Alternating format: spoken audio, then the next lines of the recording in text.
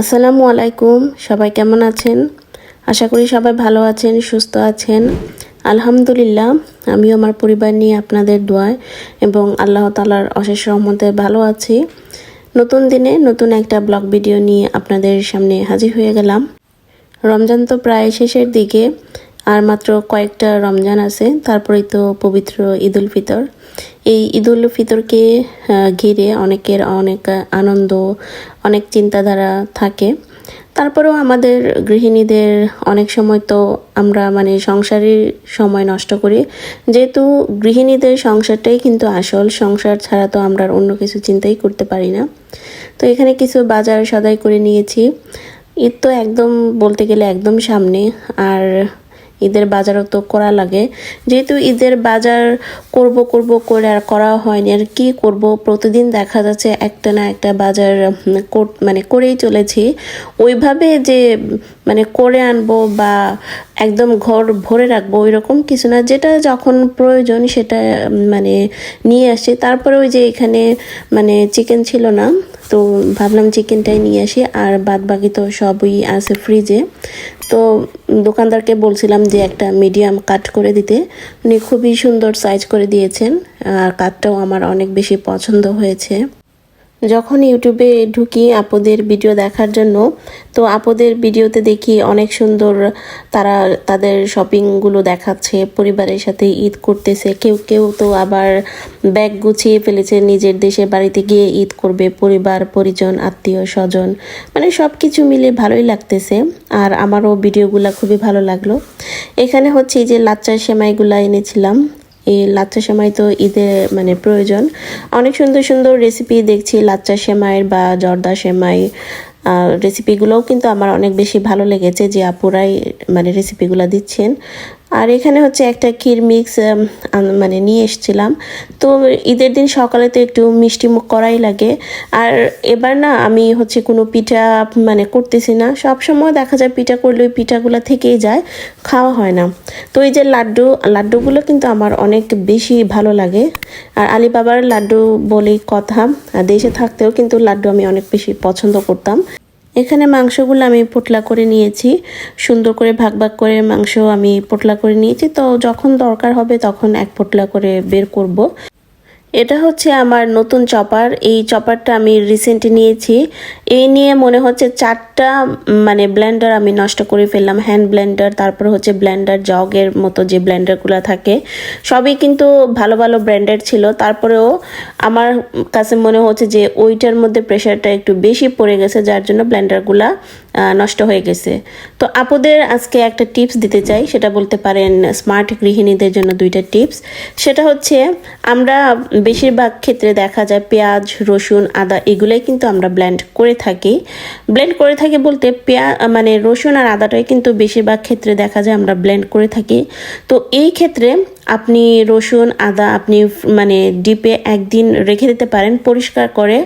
আমি যেভাবে পরিষ্কার করে আমি একদিন ডিপে রেখে দিয়েছিলাম, বিশেষ করে 2 দিন রেখেছি। তো বের করার পর ওই যে রসুন বা আদা একটু জমে যায়, যখন বরফটা ছেড়ে যায় একটু নরম নরম হয়ে যায়। ওই পর্যায়ে যদি আপনি ব্লেন্ড করেন, তাহলে আপনার যে ব্লেন্ডারের যে জগ আছে বা মোটর আছে, এই মোটরের মধ্যে কিন্তু এত বেশি প্রেসার পড়বে না। এই যে দেখেন আমার রসুনটা কিন্তু একটু হলুদ হলুদ দেখাচ্ছে, আমি কিন্তু 2 দিন ডিপে রেখেছিলাম। বের করে এখন হচ্ছে আমি ব্লেন্ডটা করে নিচ্ছি। এটা হচ্ছে আমার মেশিনের যে মোটরটা আছে, এই মোটরটা যাতে দীর্ঘদিন ভালো থাকে, এর জন্য আমি এই টিপসটা আপনাদের কাছে শেয়ার করলাম। আশা করছি টিপসটা আপনাদের ভালো লাগে, আর কেমন লাগছে অবশ্যই কিন্তু আমাকে কমেন্টে জানাবেন। এখানে আরেকটা টিপস শেয়ার করি। যারা ইতালিতে আছেন তারা স্মাক কান্দেজিনা, আরেকটা হচ্ছে ডিস জর্জান্তে জেল, যেটা ওইটা হয়তো বা আপনারা সবাই চিনে থাকবেন। এই 2টার কাজ কিন্তু অসম্ভব ভালো। তো আমি যেভাবে আমার ওয়াশরুম, তারপরে হচ্ছে কিচেনের যে বেসিনটা বলেন বা সিঙ্ক বলেন, যেভাবে আমি পরিষ্কার রাখি সেটাই একটু আপনাদের কাছে বলতেছি। এটা হচ্ছে দেখেন আমার এই যে বেসিনটা, এক পাশে হচ্ছে আমি থালা বাসন ধুয়ে রাখি, আর আরেক পাশে কিন্তু আমি থালা বাসন ধুই। তো প্রত্যেক দিন দেখা যায় থালা বাসন কিন্তু ধোয়া পড়ে। তারপরে দেখেন ওই যে কিছু কালচে কালচে দাগ আছে একদম নিচের দিকে, একদম কিছু কালচে কালচে দাগ আছে। তারপরে এটাতে হচ্ছে তেমন একটা বেশি ব্যবহার করা হয় না, এটাতে তেমন কিন্তু কোনো দাগ নেই, কিন্তু এটাতে দেখেন যে একটু কালচে কালচে দাগ আছে আর একটু তেল চিটচিটেও ভাব আছে। এরকম কিন্তু আমাদের সবার রান্নাঘরেই থাকে, বেসিন বলেন বা সিঙ্ক বলেন, তারপর হচ্ছে ওয়াশরুমের যে সাইডগুলা বা ওয়াশরুমের যে বেসিনগুলা এগুলাতেও কিন্তু থাকে। তো এই সব ময়লা দূর করার জন্য আমরা কিন্তু এই জেলটা ইউজ করতে পারি। একটা হচ্ছে ডিশ জর্জান্তে জেল, আর একটা হচ্ছে কান্দেজিনাস, মাকের কান্দেজিনা কিন্তু অসম্ভব ভালো। যারা ইটালিতে আছেন তাদের ক্ষেত্রে এই দুইটা জিনিস আমি বলতেছি, অনেকেই হয়তো বা জানেন আর অনেকে হয়তো বা জানেন না। তো আমি হচ্ছে সবসময় যখন আমার রান্নাঘরের কাজ শেষ হয়ে যায়, একদম কোনো পানির নাড়াচাড়া আর করবো না, ওই রকম একদম লাস্ট পর্যায়ে আমি হচ্ছে দুইটা চারিদিকে দিয়ে দিই, একদম বেসিনে একদম পাইপ পর্যন্ত যতটুকু পর্যন্ত যায় একদম দিয়ে দিই। তারপর উপরে যে কালচে কালচে দাগ যতটুকু পর্যন্ত দাগ দেখা যায় আমি পুরো একটা বোতল একটা বেসিনে দিয়ে দিই, আর একটা বোতল কিন্তু একটা বেসিনের জন্যই যথেষ্ট। আমি তারপর কান্দেজিনা তারপর হচ্ছে এই দুইটা জেল একসাথে মিশিয়ে আমি সারা রাত রেখে দিই। পরের দিন হচ্ছে আমি সকালবেলা উঠে স্টিলের যে মাজনিগুলো আছে ওইগুলা দিয়ে আমি ভালো করে ঘষে তারপরে পরিষ্কার করে নিই, একদম চকচকে হয়ে যায়।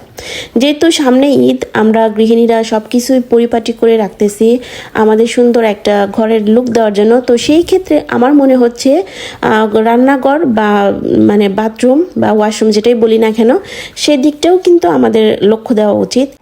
এখানে দেখেন পানি জমতে জমতে একটা বিশ্রী একটা দাগ হয়ে গেছে, এই দাগগুলোও কিন্তু উঠে যাবে। এই স্মাক কান্দেজিনা তারপরে হচ্ছে ডিশ জর্জান্তে যে জেলটা আছে এইগুলা চারদিকে দিয়ে রাখলে কিন্তু সব দাগগুলো উঠে যাবে।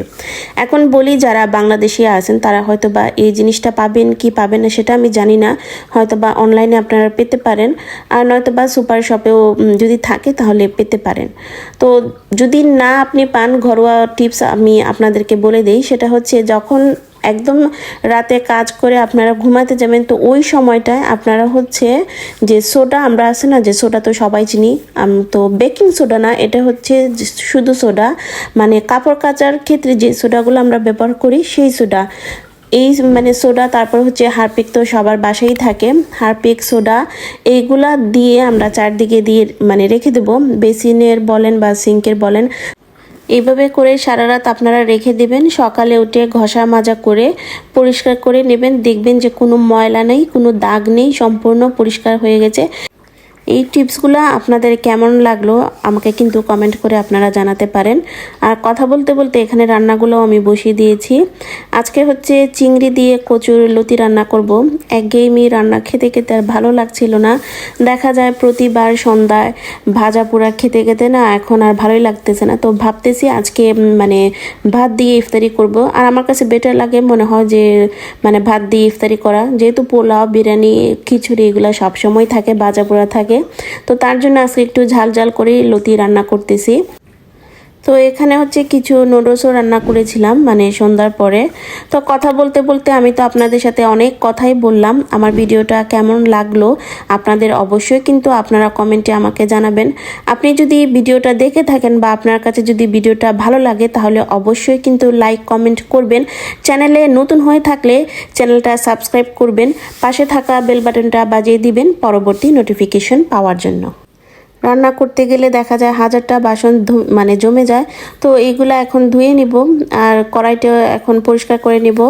আমার কাছে মনে হয় যে সাথে সাথে কাজগুলা করে নিলে ভালো, তাহলে তো আর কষ্ট লাগে না। আর মনে হচ্ছে যে সব কিছু কাজ জমিয়ে রাখলেই সবচেয়ে বেশি কষ্ট লাগে। তো আজকের ভিডিওটা এই পর্যন্তই রাখছি, সবাই ভালো থাকুন, সুস্থ থাকুন, নতুন ভিডিওতে আবারও দেখা হবে।